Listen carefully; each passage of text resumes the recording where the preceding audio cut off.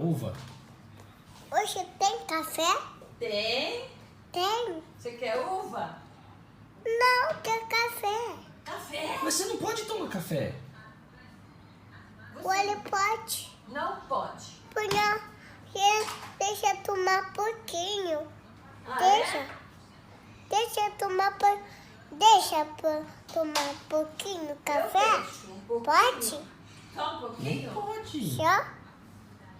Senão você tem que dormir. Oh, Eu dou um pouquinho de café.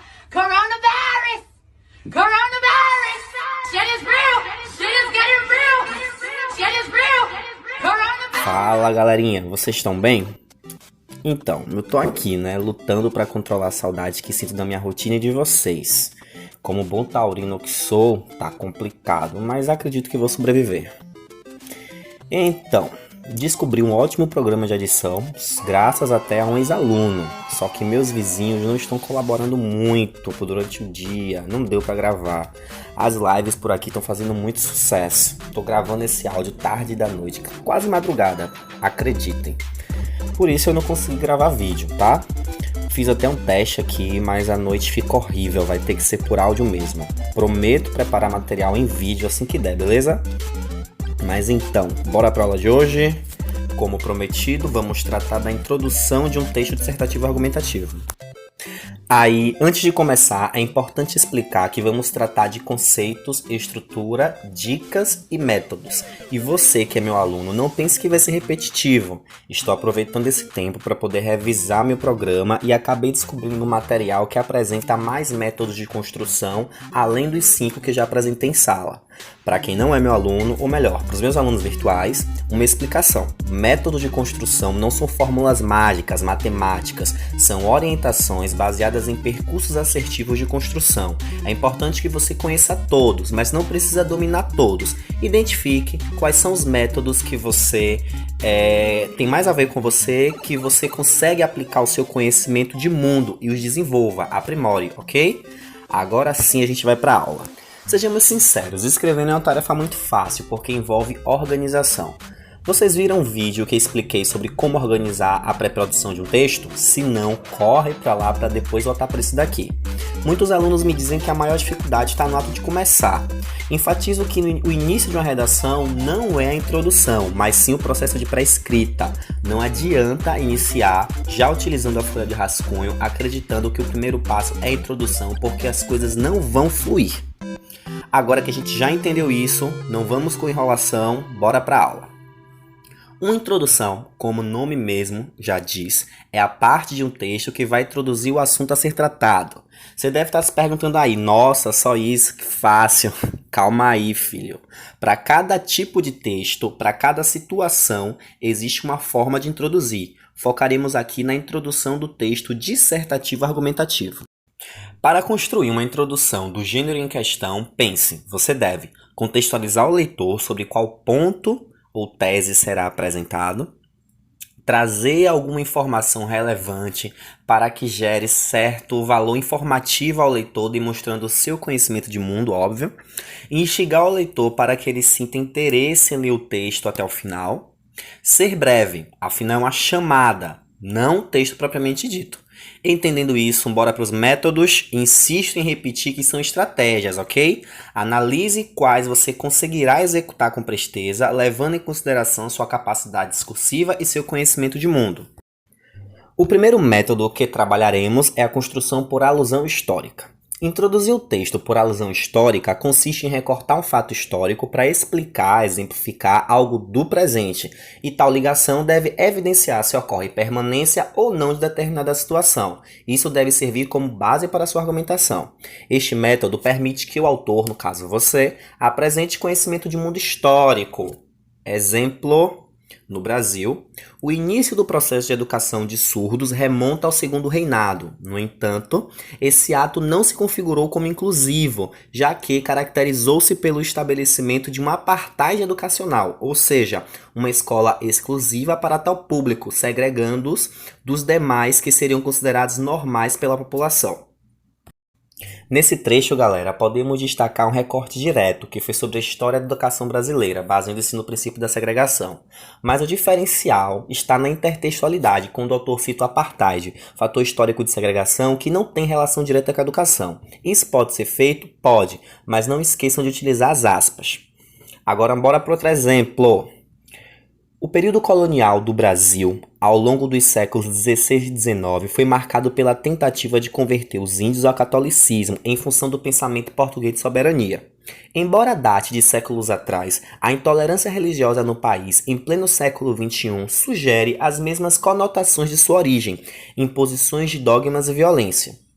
No entanto, a lenta mudança de mentalidade social e o receio de denunciar dificultam a solução dessa problemática, o que configura um grande problema social. Diante do que foi exposto, é clara a comparação feita pelo autor buscando as raízes da intolerância religiosa no Brasil pela história. Foi feito um recorte e uma comparação com o tempo presente, evidenciando a permanência desse comportamento sobre o assunto. Recapitulando, porque esse método é muito utilizado, criar uma introdução por alusão histórica é pegar um dado histórico e comparar com o presente, problematizando essa relação. Outro método de construção é o método por citação, que consiste em fazer referência à ideia de outros autores com finalidade de reforçar a tese. Esse processo pode ser em concordância ou discordância com a referida citação. Há duas possibilidades de citação, a direta e a indireta. Direta, quando é apresentado no texto a ideia com as palavras do próprio autor, e a indireta, quando com suas palavras você apresenta tais ideias. Exemplo: o educador e filósofo brasileiro Paulo Freire afirmava que, se a educação sozinha não transforma a sociedade, sem ela tampouco a sociedade muda.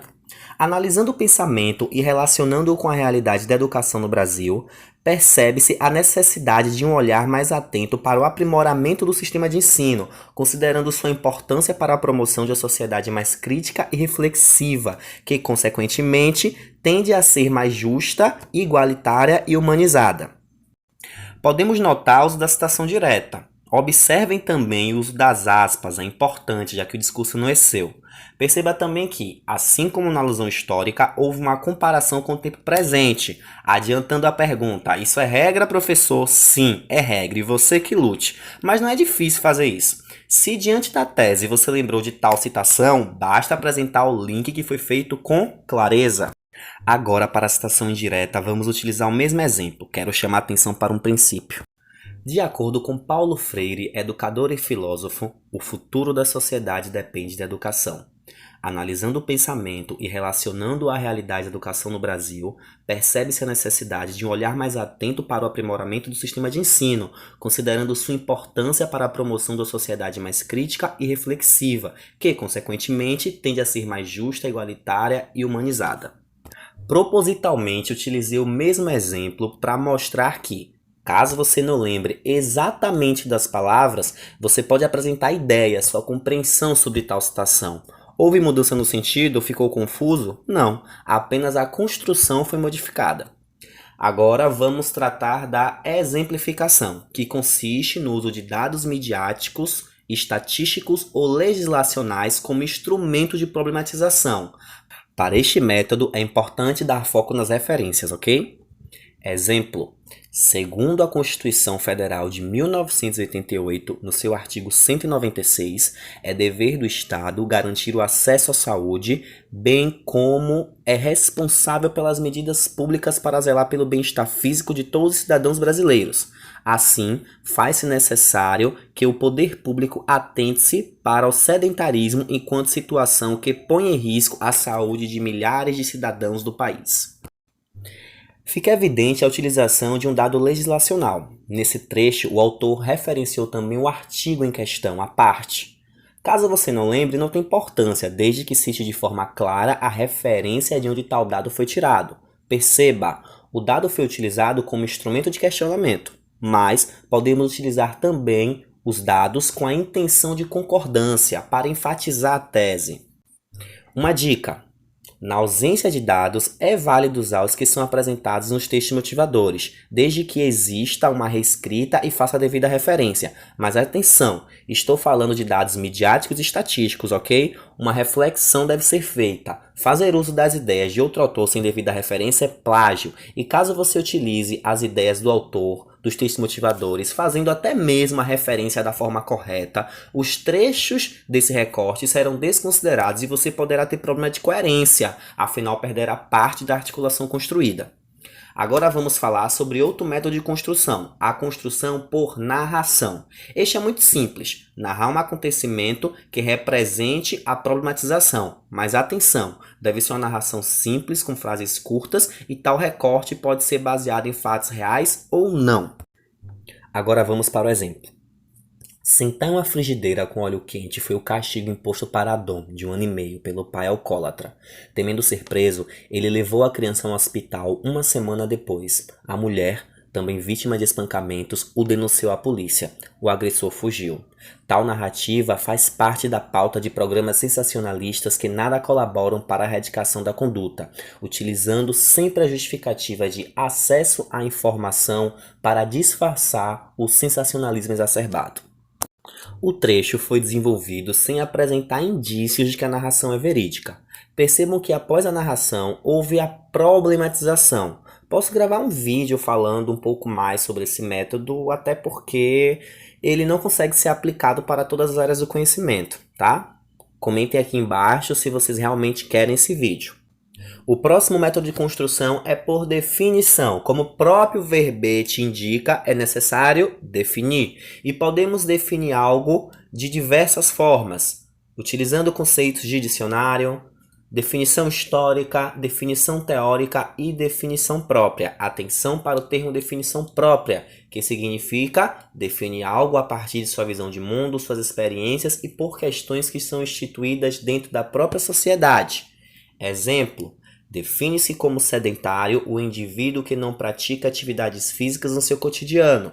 Doenças como obesidade, diabetes, aumento de colesterol e problemas cardíacos são algumas das que podem aparecer como consequência desse tal hábito. Não é necessário apresentar a fonte, para o conceito de sedentário. Afinal, é algo que todo mundo sabe. E isso é um conceito instituído dentro da própria sociedade. O próximo método de construção é por afirmação, que consiste em iniciar afirmando algo, justificando logo em seguida. Exemplo: é um grave erro a liberação da maconha, provocará de imediato violenta elevação no consumo. O Estado perderá o precário controle que ainda exerce sobre as drogas psicotrópicas e nossas instituições de recuperação de viciados não terão estrutura suficiente para atender a demanda. Outro exemplo: uma tragédia. Essa é a conclusão da própria Secretaria de Avaliação e Formação Educacional do Ministério da Cultura sobre o desempenho dos alunos do terceiro ano do 2º grau submetidos ao SAED. Outro exemplo: equivocada e pouco racional. Esta é a verdadeira adjetivação para a política educacional do governo. Mas atenção, este método compromete a estrutura dos desenvolvimentos, porque lá você deverá explicar todos os pontos apresentados como consequência do que foi afirmado, tá bem? Muita cautela. Começar o texto com a pergunta é possível? Sim, pois temos um método interrogativo. Mas cuidado, este método compromete os seus desenvolvimentos a responder o questionamento, tá? Deve ser uma pergunta que você, autor, tem a resposta e essa resposta precisa ser esclarecida no desenvolvimento. Exemplo: será que é com novos impostos que a saúde melhorará no Brasil? Os contribuintes já estão cansados de tirar dinheiro do bolso para tapar um buraco que parece não ter fim. Vamos analisar outro exemplo.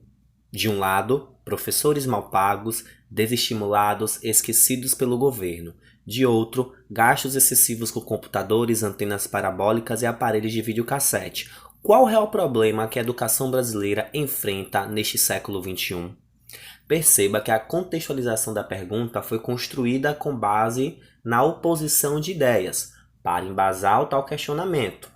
Lembre-se, a resposta deve ser o foco do seu desenvolvimento. Então, galera, a compreender os métodos, volto a repetir, o que foi apresentado não tem nada a ver com fórmulas matemáticas. São caminhos assertivos. Estudem os métodos, identifiquem qual é o método que melhor se adequa à sua realidade, ao seu conhecimento de mundo, à sua capacidade discursiva e aprimore, ok? Enfim, espero que vocês tenham compreendido. Só para não perder o costume, esse aqui é o Professor Lindo que vos fala. Não esqueçam de tirar as dúvidas nos comentários, tá? Para quem tá acompanhando esse vídeo no YouTube, curta, comente, compartilha, manda pro coleguinha e também me dê um feedback sobre o que tá achando das aulas virtuais, tá? Preciso muito disso para saber se devo continuar com esse programa. Estou com muitas saudades das aulas presenciais. Por hoje é só. Beijo do Prof.